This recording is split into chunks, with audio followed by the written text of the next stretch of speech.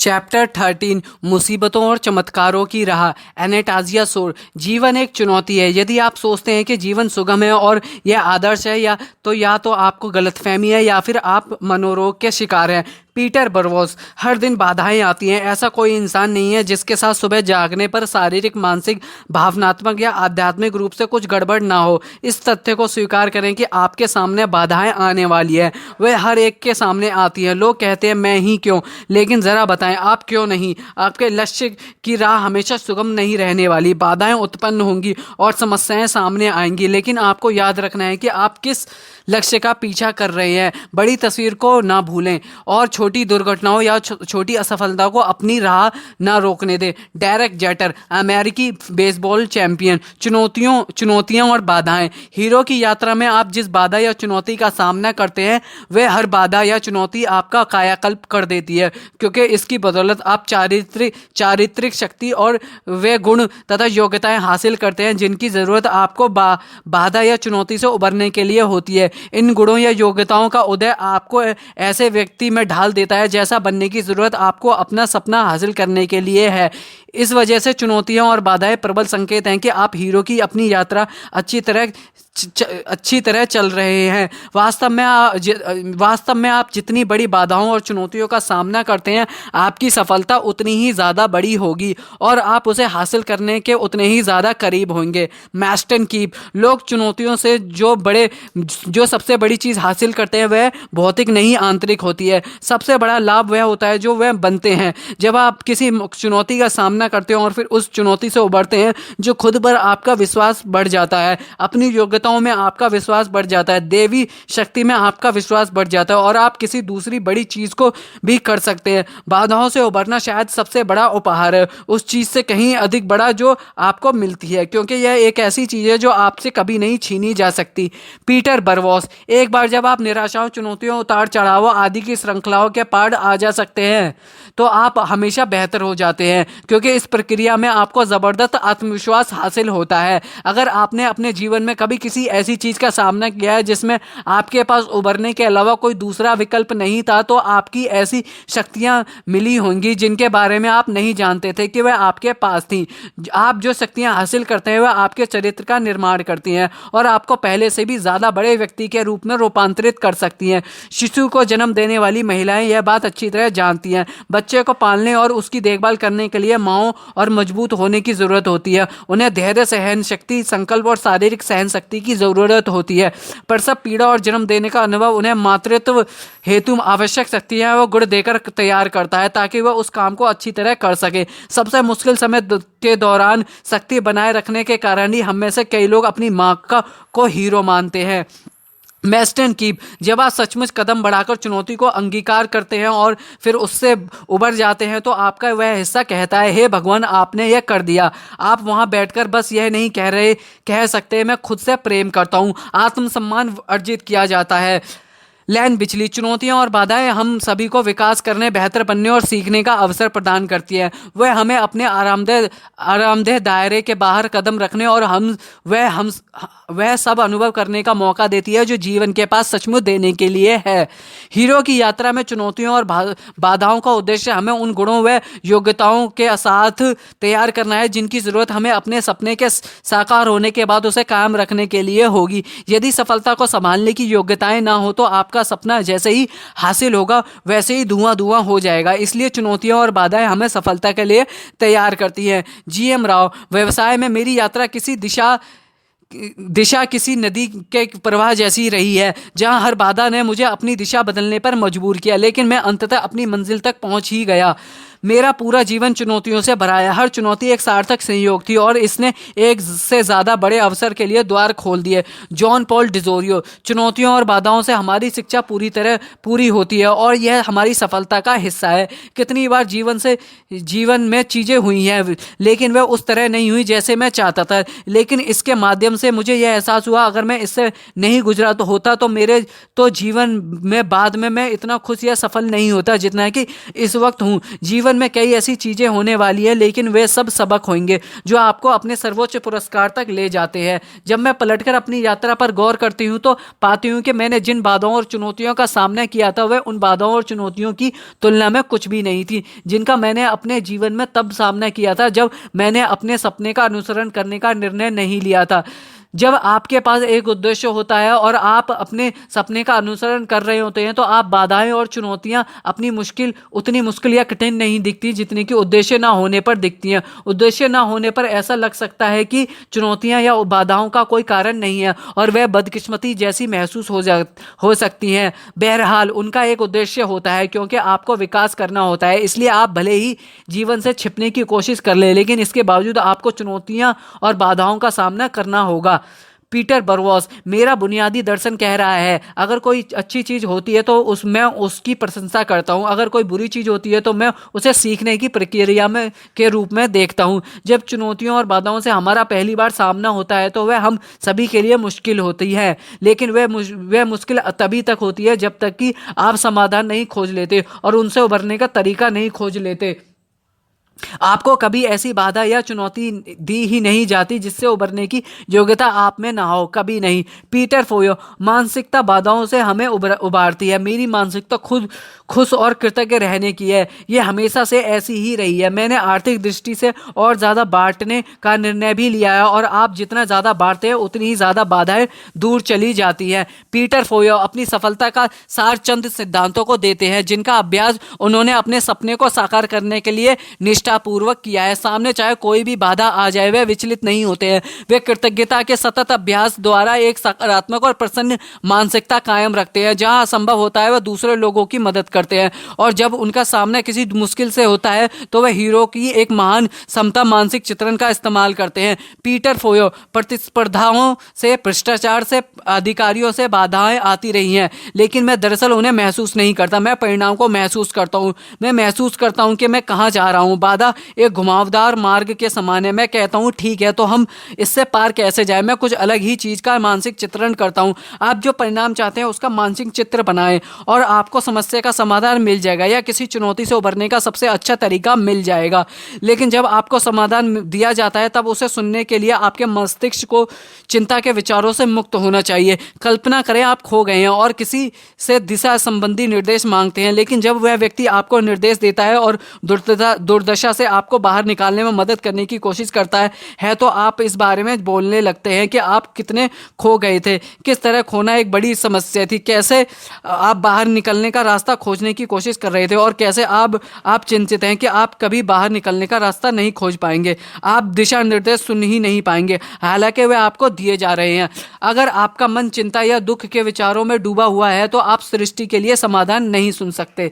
Liz मरे, मैं कई बार अपने मित्र के घर में नीचे फर्श पर ही सो जाती थी। मुझे स्कूल शुरू होने से पहले सुबह जल्दी क्लास पहुंचना होता था जिसमें मैंने नाम लिखवाया था। वहां पहुंचने के लिए मुझे किसी प्रेरणा की जरूरत थी, इसलिए मैं अपने दिमाग में एक धावक को देखती थी। मुझे लगता है यह मैं ही थी, लेकिन मैंने सिर्फ उनकी पीठ ही देखी थी और वह अकेली ही दौड़ने के मार्ग पर दौड़ती रहती थी। मैं इन शारीरिक अवरोधों को देखती थी और वह उन अवरोधों को कूदकर पार कर लेती थी। मैं इस धावक की तस्वीर देखती रहती थी ताकि मैं खुद को उठा सकूं। मैं कहती थी ठीक है, तुम थकी हुई हो, यह एक अवरोध है। तुमने पढ़ाई का काम कल रात को ही निपटा लिया था, तुमने एक अवरोध पार कर लिया था। नाश्ते के बिना ट्रेन में से वहां पहुंचना, तुम्हारा भूखा रहना, बाधाएं बाधाएं बाधाएं। और मैं उसे अवरोधों के पार कूदते हुए देखती थी, उसकी गठीली और धूप में पसीना पसीना पीठ। हर बार जब भी कोई चीज मेरे रास्ते में बाधा बनकर आती थी तो उससे क्या, वह तो सिर्फ एक और अवरोध थी। क्योंकि देखिए, अवरोध दौड़ने के मार्ग से अलग नहीं है, अवरोध तो दौड़ने के मार्ग का हिस्सा है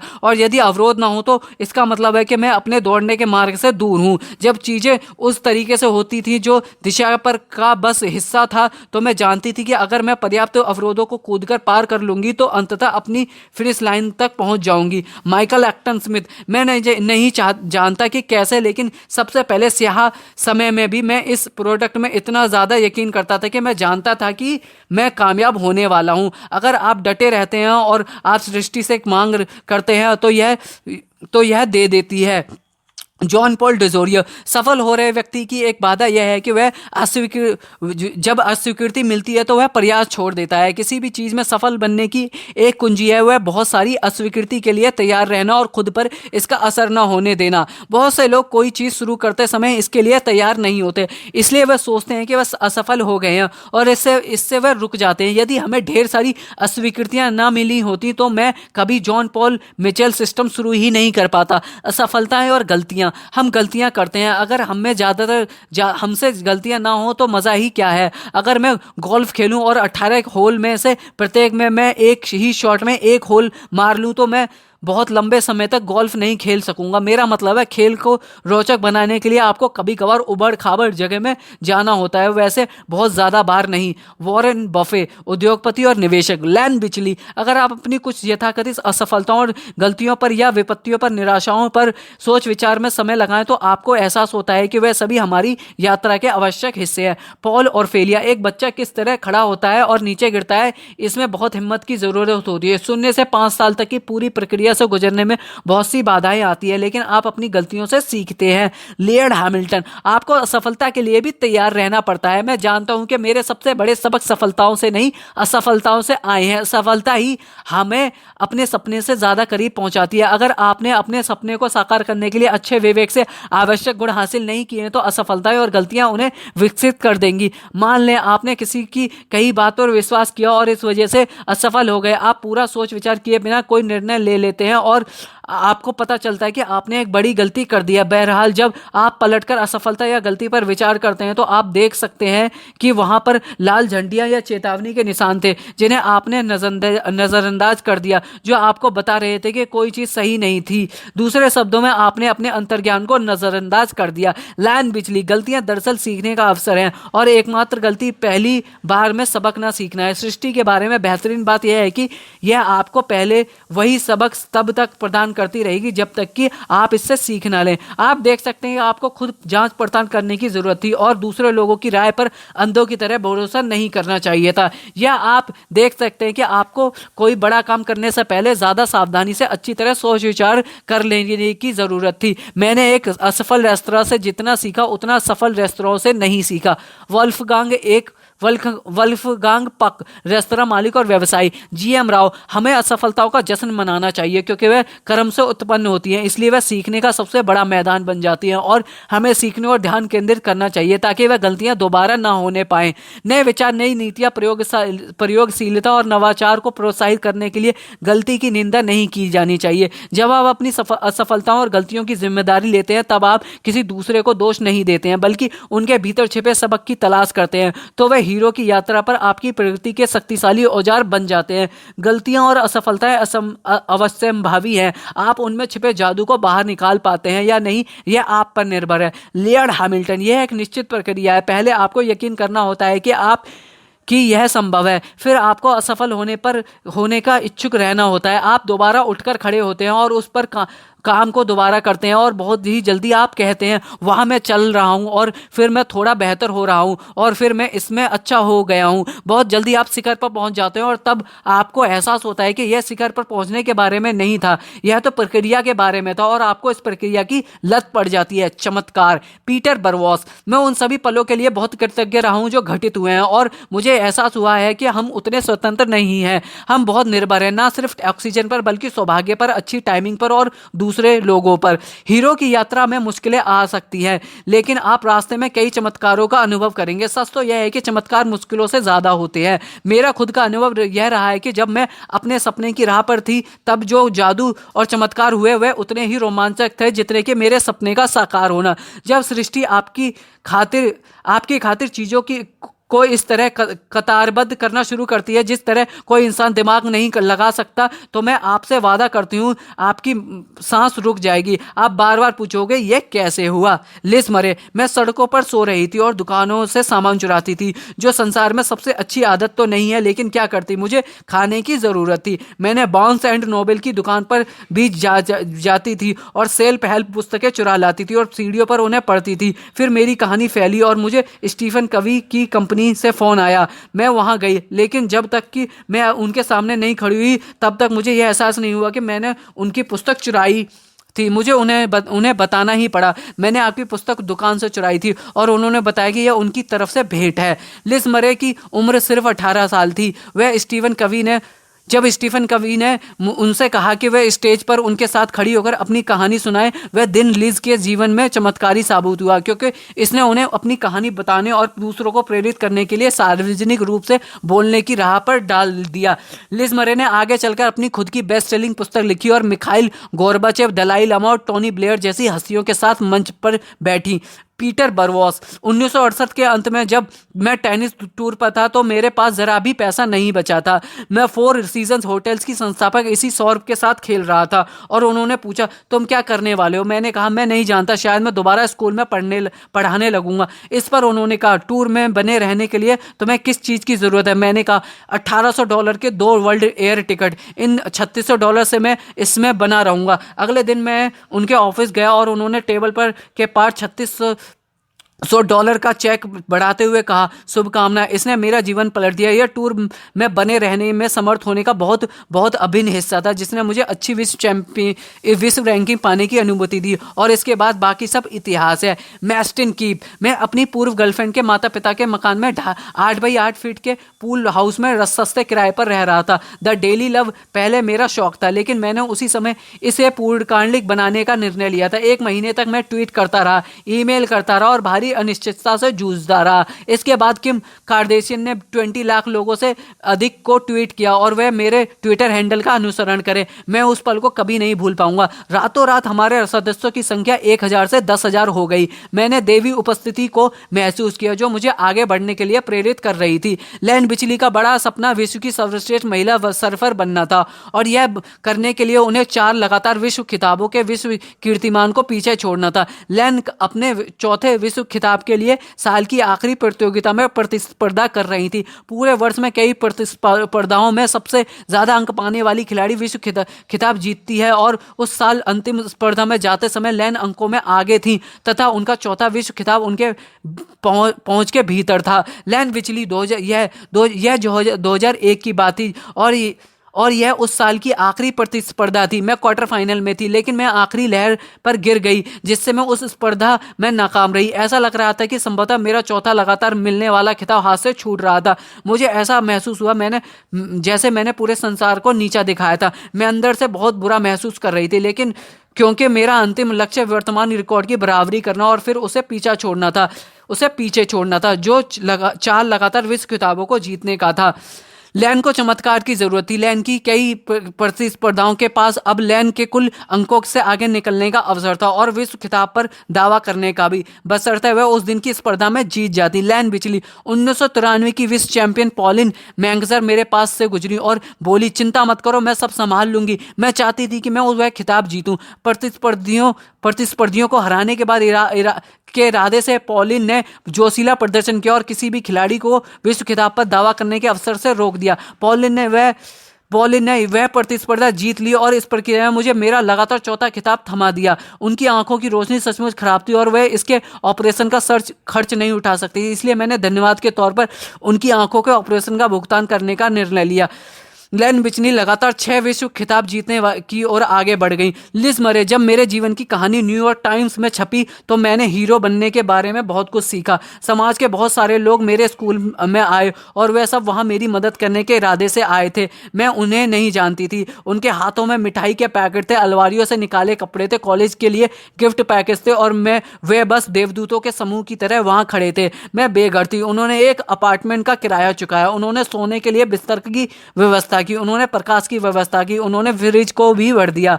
हर व्यक्ति अपने तरीके से अद्भुत था, लेकिन वहां एक खास महिला थी। वह लोगों के उस समूह के आने के 3 सप्ताह बाद आई थी और उसने तुरंत पूरे स्कूल के सामने मेरा हाथ थाम लिया, अपना परिचय दिया और मुझसे क्षमा मांगी। मैंने जब उससे पूछा कि किस बात के लिए, तो उसने कहा, क्योंकि मैंने तुम्हारे बारे में न्यूयॉर्क टाइम्स में पढ़ा था और मैंने लेख अपने फ्रिज पर लगा दिया था तथा हर दिन मैं खुद से कहती हूँ कि मैं तुम्हारी मदद करने जा रही हूँ, लेकिन फिर मैं कहती हूँ, ओह मेरे पास ना तो समय है ना ही पैसा, मैं कुछ नहीं कर सकती। देखो मेरी प्यारी आज सुबह जब मैं अपने कपड़े धो रही थी तो मेरे दिमाग में ये विचार आया कि लिज के पास धुलवाने के लिए कुछ कपड़े तो होंगे, और तब जाकर मुझे एहसास हुआ कि वह एक वैन के सामने खड़ी थी। उसने मेरी ओर देखा और पूछा, क्या तुम्हारे पास धुलवाने के लिए कपड़े हैं? हम जाकर मेरे कपड़े ले आए और वह सप्ताह में एक बार उन्हें धोना साफ करने लगी। उसने मुझसे कहा, मैं ज़्यादा तो नहीं कह सकती, लेकिन इतना तो कह ही सकती हूँ। काश इस संसार का हर व्यक्ति यह सबक ले। मैं ज़्यादा तो नहीं कर सकता, लेकिन मैं इतना तो कर सकता हूँ कि मैं कर ही सकता हूँ। मैंने सीखा कि आप छोटे छोटे तरीकों से दूसरे लोगों की मदद कर सकते हैं, जो आप इसी पल कर सकते हैं। अगर हम सभी इसी तरह जिए तो आप इस पृथ्वी की सोच में एक बदलाव देखेंगे।